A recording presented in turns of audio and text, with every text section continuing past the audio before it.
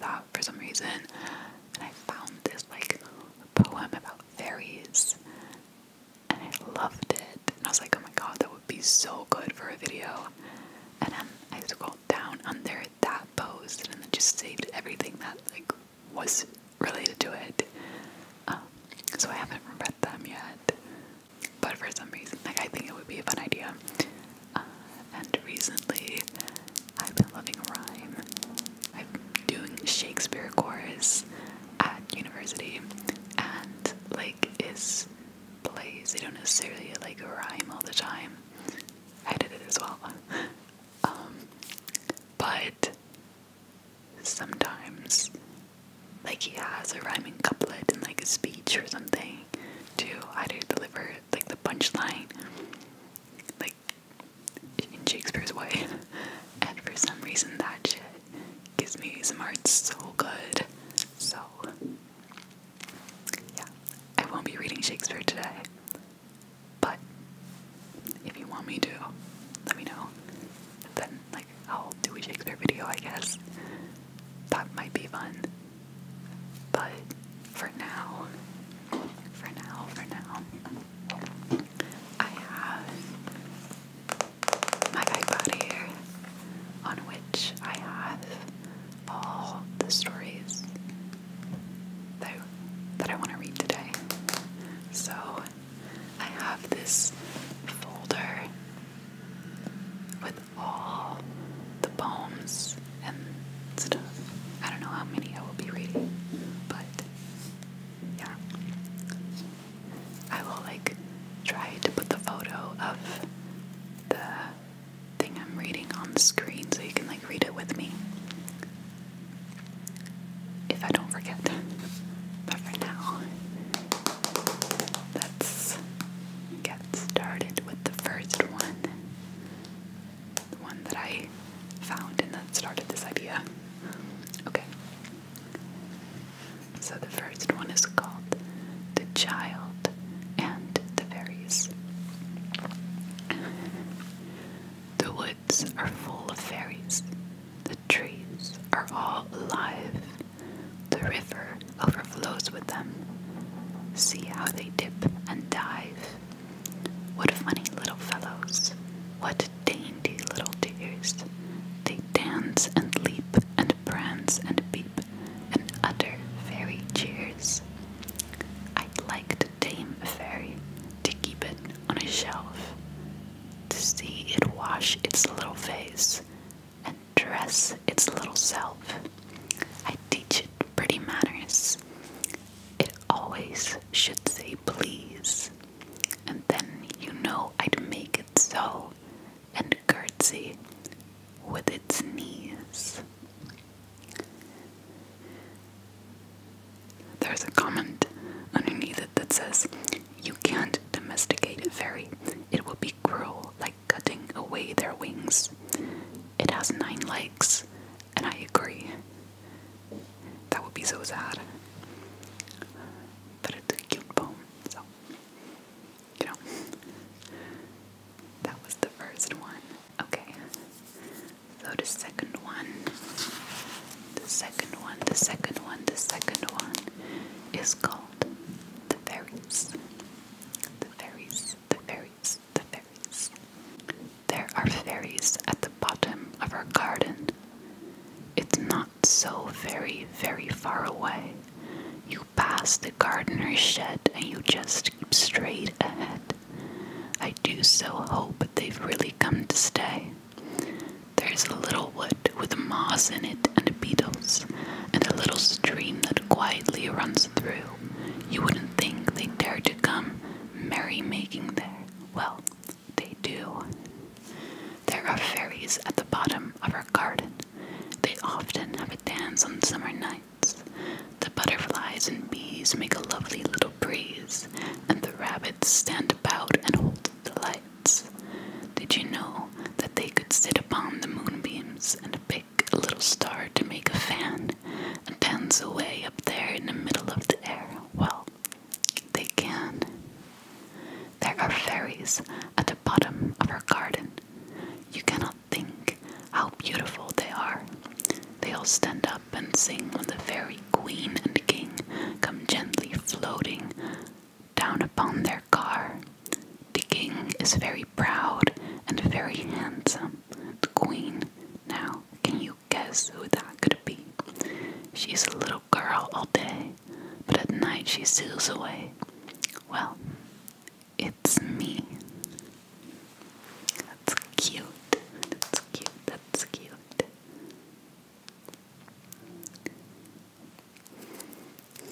They're all like very related, and I love it. Okay, the next one. Fairy days. Fairy days. I love all the artworks on these photos as well. It's so cool. It's so cute. Okay, fairy days.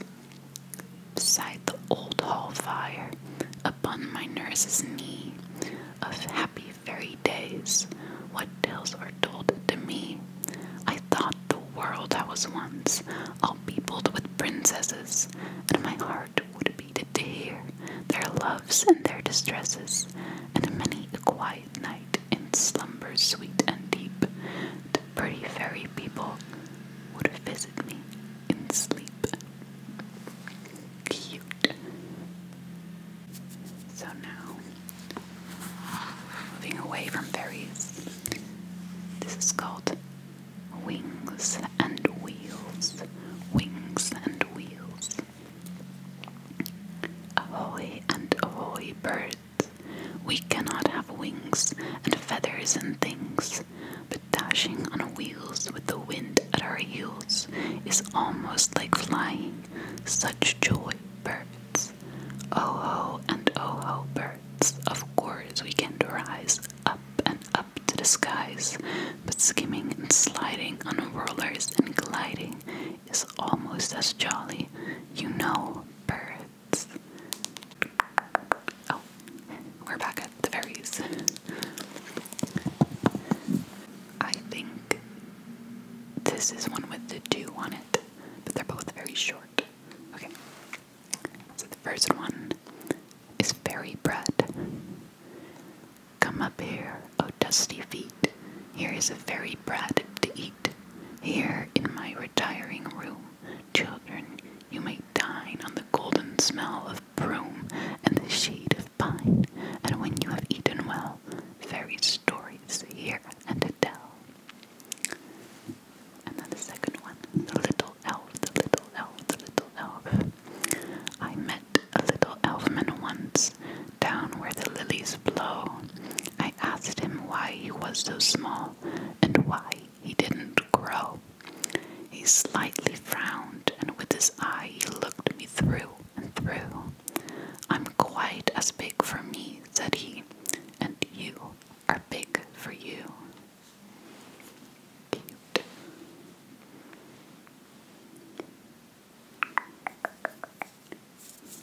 So we're moving away from fairies again with beauty is vain, beauty is vain, beauty is vain. While roses are so red, while lilies are so white, shall a woman exalt her face because it gives her delight? She's not so sweet as a rose, a lily's straighter than she, and if she were as red or white, she'd be but one of three. Whether she flush in love's summer, or in its winter grow pale, whether she flaunt her beauty, or hide it away in a veil, be she red or white, and stand she erect or bowed, time will win the race he runs with her, and hide her away in a shroud. Okay, then we have the Queen of Hearts, the Queen of Hearts, the Queen of Hearts. I love all the artwork. Oh, it's so cool. Okay, how comes it, Flora, that whenever we play cards together, you invariably, however the back starts, still hold the Queen of Hearts? I've scanned you with a scrutinizing gaze, resolved to fathom these your secret ways, but shift them as I will, your ways are secret still. I cut and shuffle, cut again, but all my cutting, shuffling proves in vain. Vain hope, vain forethought, too, that a queen still falls to you. I dropped her once, perpence, but ere the deal was dealt, your instinct seemed to lost to feel. There should be one card more, you said, and searched the floor. I think I read some of that wrong. I am sorry. Okay. This one doesn't have a title, but we're still going to read it. Okay. Although forever was not enough, I wish for nothing but your touch, and that too I cannot have. So your echo will be your jaunty laugh. I yearn for you in the middle of the night, when darkness is dispersed and the stars are bright. My heart will forever be hinged with yours, like sand it is to its peaceful shores. You picked up the pieces left of me, and put them together so tenderly. For you I'd bleed till the end of time, if it meant that you were truly mine. I love you beyond the extent of love. My heart is etched within your glove. I know this is a dreary time, but believe me, darling, you will be fine. So when you feel the dismal ache, hold on to the thought of me with you. I wish for that to be enough, for that is what we call our love. That is so good. I love that. Okay. So we have blackberrying, scratching and scrambling. Now he goes rambling the branches between, snatching at berries, lush as blackberries, blackest that ever were seen.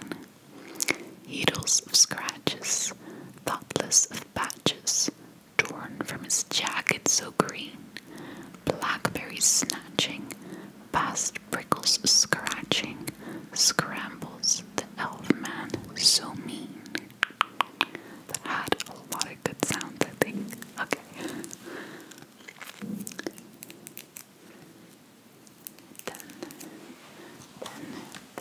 Then. So this one is called The Little House. The Little House, the Little House, the Little House, the Little House. In a great big wood, in a great big tree, there's the nicest little house that could possibly be. There's a tiny little knocker on the tiny little door, and a tiny little carpet on a tiny little floor. There's a tiny little table, and a teeny little bed, and a tiny little pillow for a teeny weeny head, a tiny little blanket, and a tiny little sheet, and a tiny water bottle hot for tiny little feet, a tiny little eiderdown, a tiny little chair, and a tiny little kettle for the owner when he's there. In a tiny little larder, there's a tiny thermos bottle for a tiny little greedy man who knows the woods of bottle. There's a tiny little bag for a tiny little hat, and a tiny little dog, and a tiny little cat. If you've got a little house and you keep it spick and span, perhaps they'll come to live in it a tiny little man. You may not ever see him, he is extremely shy, but if you find a crumpled sheet or pins upon the window seat, or see the marks of tiny feet, you'll know the reason why. That is so cute. I love that. Okay, so the last one is the fairy dance. The fairy dance. The soft stars are shining. The moon is alight. The folk of the forest are dancing tonight. Oh, swift and gay is the song that they sing. They float and sway as they dance in a ring. Oh, seek not to find them, the wee folk so fair. They're shy as the swallow and swift as the air. If you come, they are gone, like a snowflake in May, like a breath, like a sigh. They vanish away.